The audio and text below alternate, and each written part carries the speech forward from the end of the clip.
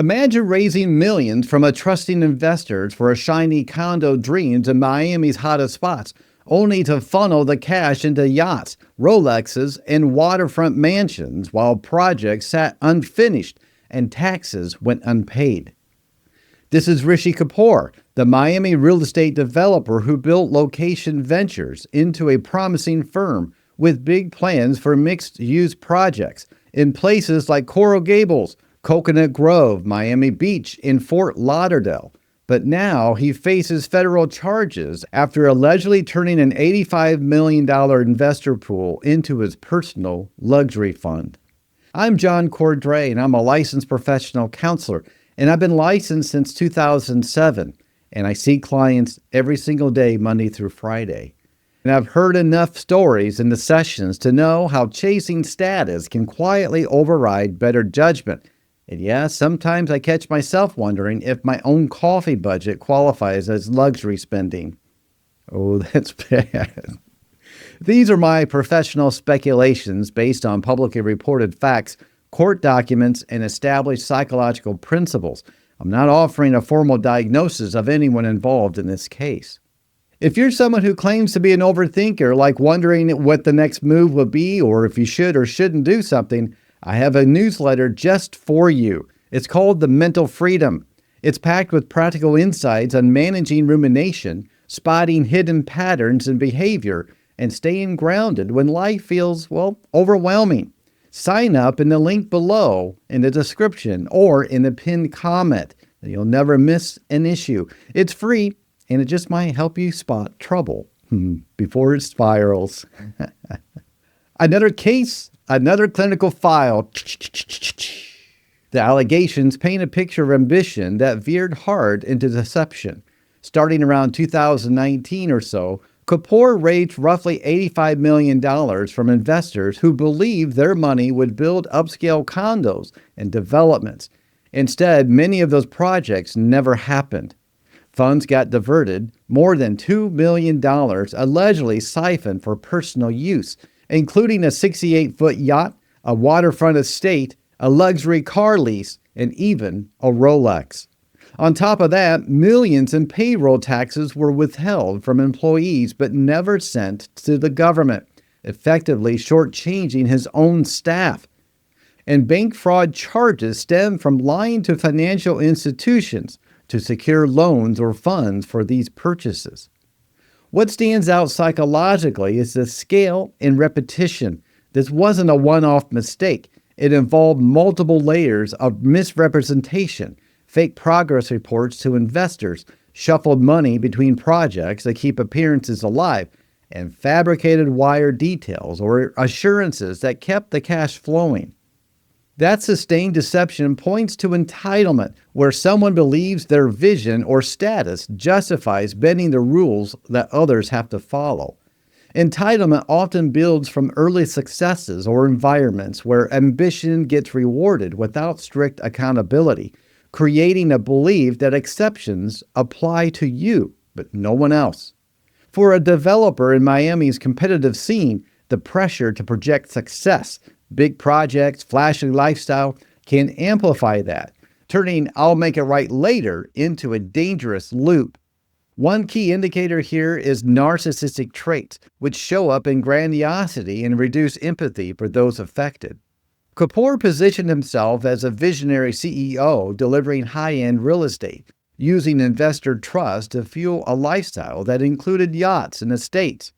The choice to divert funds while employees went unpaid suggests a prioritization of self-image over relational harm. Classic patterns where admiration and status needs outweigh consequences for others. It's not just greed. It's a deeper need to maintain the facade of success at all cost. Impulse control difficulties tie in here as well. Acquiring symbols of wealth, like that yacht or the Rolex, immediately, despite the risk, reflects trouble delaying gratification. In high-stakes fields like development, where big wins come with big delays, the urge for instant validation can override long-term planning. Overconfidence plays a huge role here. The scheme relied on an impressive level of optimism that investors wouldn't dig too deep. banks wouldn't notice discrepancies, or regulators wouldn't connect the dots. This is yet another reminder that confidence and competence don't always travel together. People often overestimate how long they can outrun scrutiny from those who literally investigate this for a living. The betrayal extends beyond investors to employees whose withheld taxes funded the lifestyle. That kind of exploitation can stem from compartmentalization, separating business harm from personal morality, or from learned patterns where financial shortcuts feel normalized.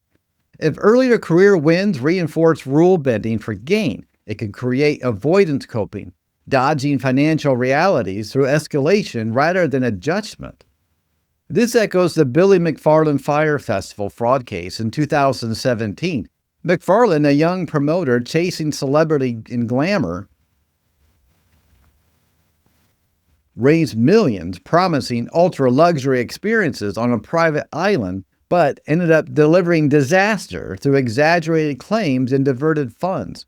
Like Kapoor, McFarland used status and promises of big returns to secure money without delivery, driven by entitlement and a need to sustain an image of success. Both cases highlight how overconfidence and personal charisma and vision leads to massive fallout when reality catches up. McFarland got 6 years for wire fraud, showing the pattern's predictability. Another parallel appears in the aspects of Alan Stanford's Ponzi scheme, though on a larger scale. Stanford used investor funds for extravagant personal spending while projecting wealth and success. The common thread in all these cases is grandiosity, masking underlying insecurities about status, leading to repeated deception until collapse. The case unfolded publicly with an SEC civil action in late 2023 alleging misappropriation of at least $4.3 million and commingling of funds, leading to an asset freeze and receivership.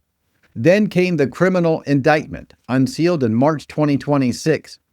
37 counts including conspiracy to commit wire fraud, money laundering, conspiracy to defraud the U.S., failure to pay payroll taxes, tax evasion, failure to file tax returns, and bank fraud. The list keeps going. Kapoor was arrested on his 42nd birthday. Happy birthday. At a Fort Lauderdale hotel, with bail denied due to flight risk concerns. He's set for further proceedings and, if convicted, faces decades in prison, up to 30 years on bank fraud counts alone. Forfeiture targets include the Rolex and the platinum ring. But no trial outcome yet as of mid-March 2026, but the charges build on years of scrutiny, including ties to a former Miami mayor who consulted for one of his projects. But the mayor doesn't face charges. As a counselor, these stories remind me of how unchecked entitlement and impulse issues can erode ethics over time. Early therapy for self-awareness, financial boundaries, and empathy building could redirect some paths, but mental health struggles alone don't excuse fraud. But understanding the why spots the risk sooner. If unpacking how grandiosity, entitlement, and overconfidence can turn ambition into repeated deception just gave you a clearer view of hidden motives in high-stakes worlds, hit subscribe. I hate to keep overanalyzing my own spending habits while staring at the empty subscriber count. Subscribe so we can keep exploring these minds together. No yacht required and no Rolex. Sorry. The reliance on diverted funds for personal luxury while projects stalled stands as another example of the classic mismatch between perceived cleverness and actual detectability. Humans keep showing remarkable creativity in explaining away inconvenient evidence. Now, here's a summary of the key mental health indicators we've explored, with brief definitions. Entitlement. A belief that special privileges or treatment are deserved without equivalent effort, often leading to exploitation or rule breaking. Narcissistic traits, patterns of grandiosity, a need for admiration and limited empathy, which can justify self-focused behaviors over harm to others. Impulse control issues, difficulty resisting urges for immediate rewards, resulting in risky decisions without weighing long-term consequences. Overconfidence, Excessive belief in one's ability or invulnerability, often leading to underestimated of risk and detection. Avoidance coping, managing stress by evading realities through denial, escalation, or short-term escapes instead of adapting problem solving. These are my speculations from public reports, remember, it's not a diagnosis. Well, a lot of high-end luxury promises that never developed. Does that sound familiar? I just did a video not that long ago on something very similar. Fraud and deception seems to be prevalent these days. So what did you think about this case? Were there any elements of the mental health indicators that I brought out or anything about the story that stood out to you? And that, my friend, closes this clinical file. Until next time, keep looking a little deeper, stay curious, and stay safe. I'll be over here second-guessing every financial decision I've ever made thanks to this story.